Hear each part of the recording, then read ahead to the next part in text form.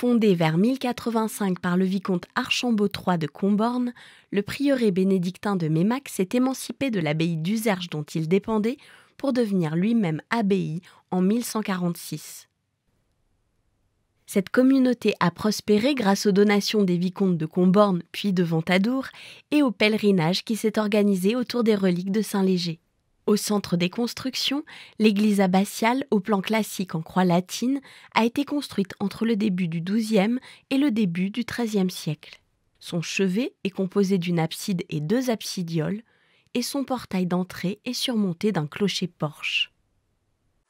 Vers 1350, au cours de la guerre de Cent Ans, l'abbaye est incendiée et pillée.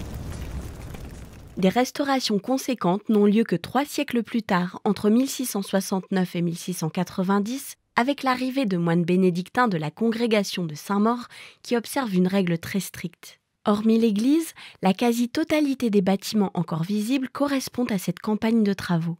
Comme le montre cette gravure du XVIIe siècle, les moines projetaient probablement de doter leur cloître de galeries qui ne verront jamais le jour, tandis que l'hospice, ajouté en 1681 pour accueillir les déshérités, ne figure pas sur ce dessin.